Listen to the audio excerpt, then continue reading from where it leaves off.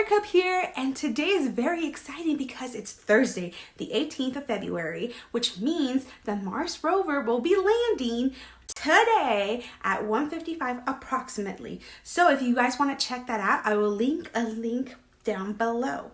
And for the rest of the video, we'll be continuing our activities with Rubik's, Plume, and Bump. So if you guys are interested, stick around. Hi everyone, it's Rubik's again, coming at you with another forensics lesson. So today we're going to focus on fiber analysis. So fibers really are just trace evidence of clothing or any other material that they might find at a crime scene. So as investigators at a crime scene, they might use tweezers or they might use tape to pick up a certain piece of evidence.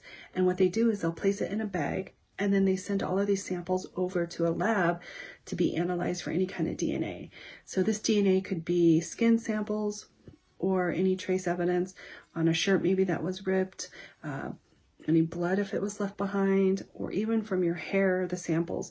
They look for all of these and they analyze for your DNA, because the DNA is linked back to either a suspect or even the victim itself.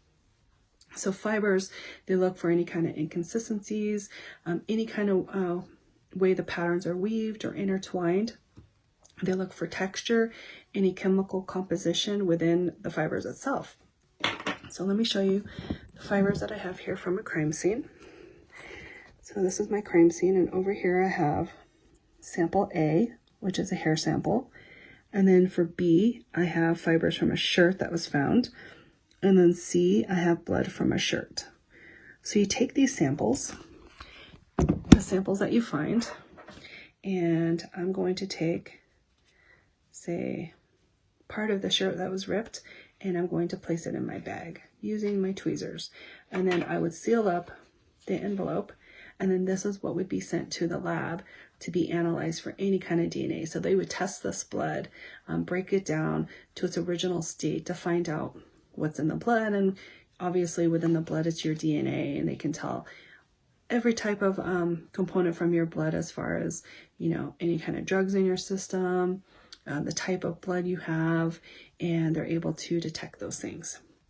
And these labs use really high-powered microscopes, and I don't have a high-powered microscope or even a handheld microscope today, but I'm going to be using just my magnifying glass. And so here I have a piece of fiber from material, and I would be able to detect how the fibers are stranded together or certain texture from the fibers that I collected.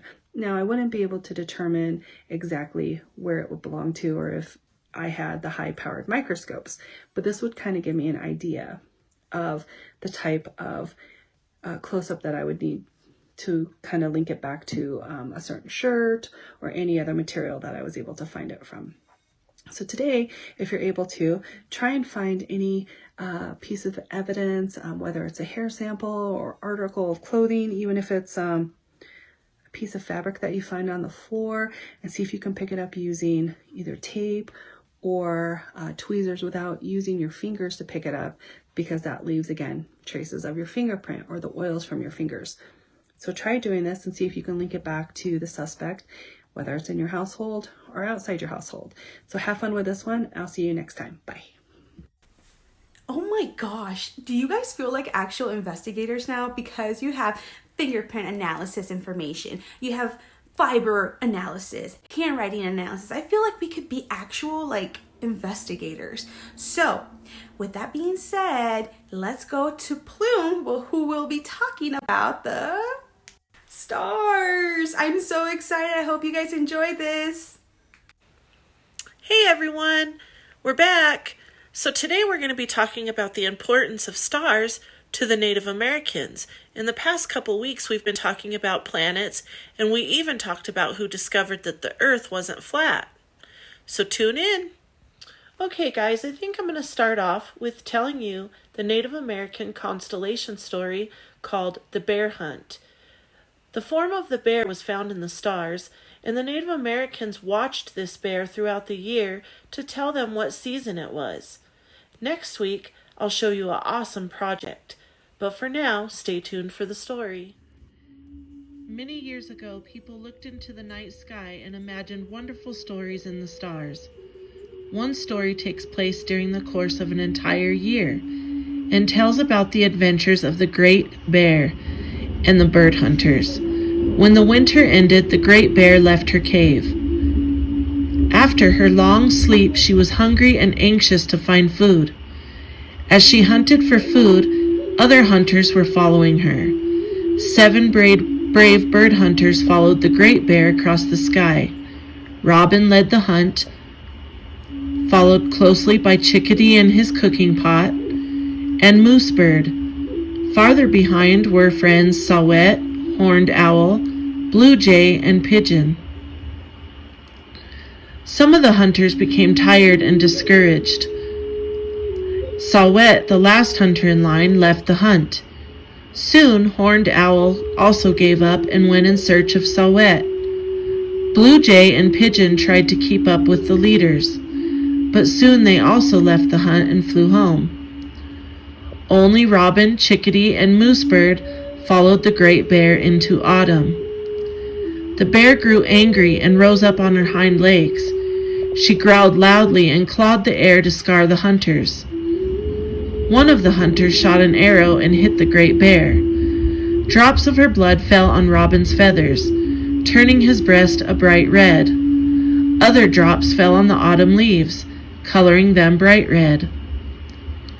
When winter came, the dead bear lay on her back in the sky, but her spirit returned to the cave and entered another bear. In the spring, the bear will leave the cave again to travel across the spring and summer sky, always pursued by the bird hunters.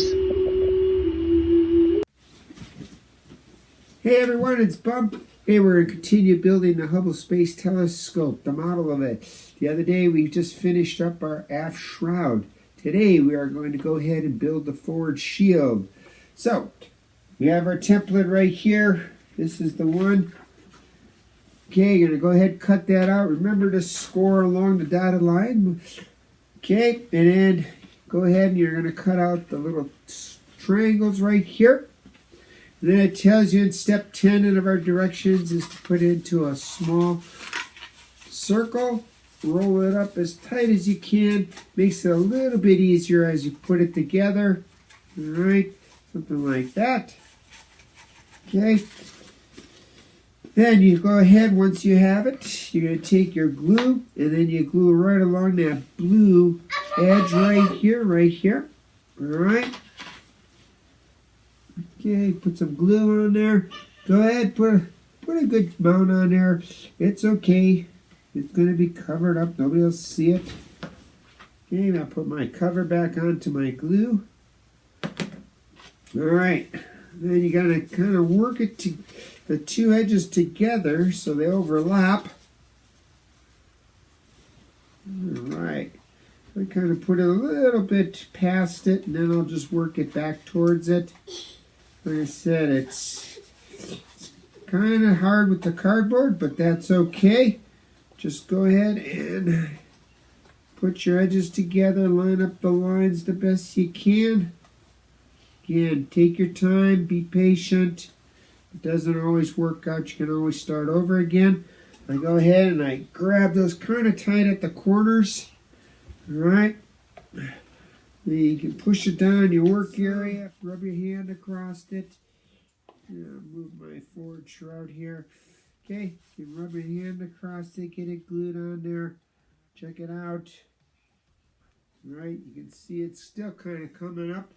So I'm going to take it slowly, turn it upside down against my work area. Alright, trying to hold that together.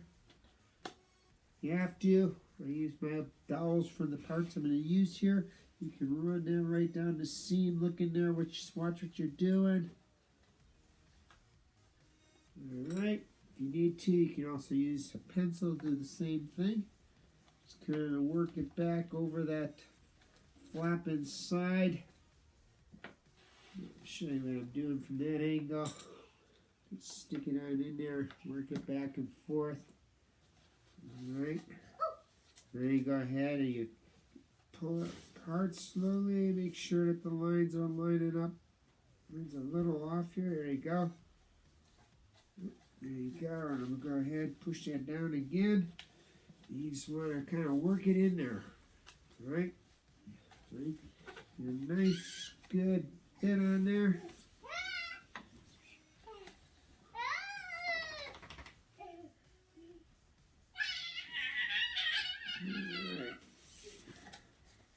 All right.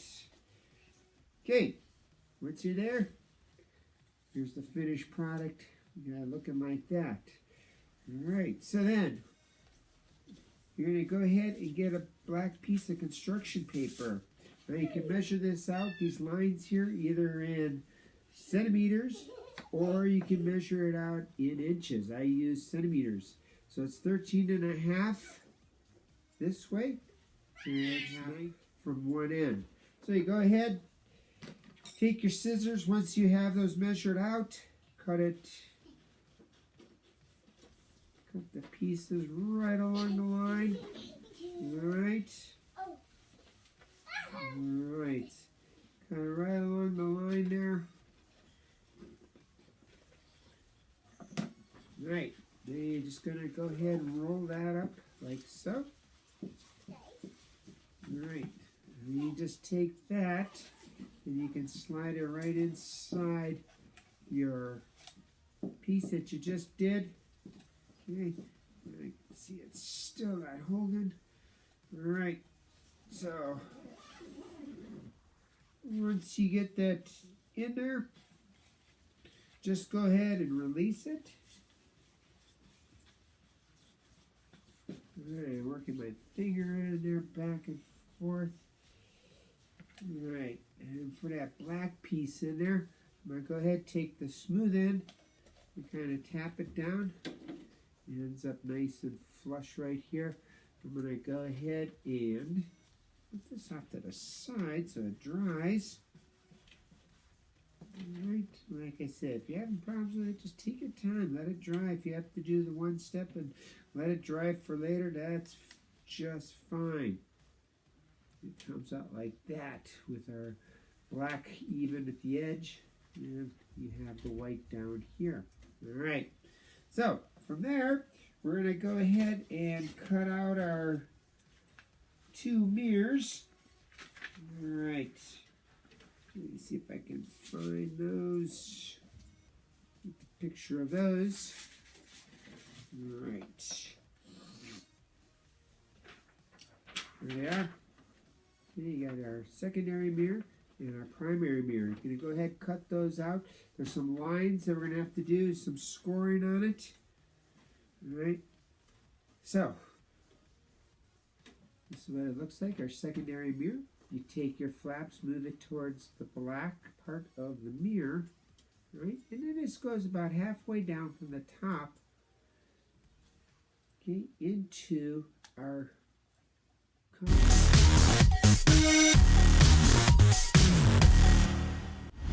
Wow, looking at my records, it looks like you guys might be done with your telescope next week. But until next week, see ya, bye! And don't forget to check out the rover.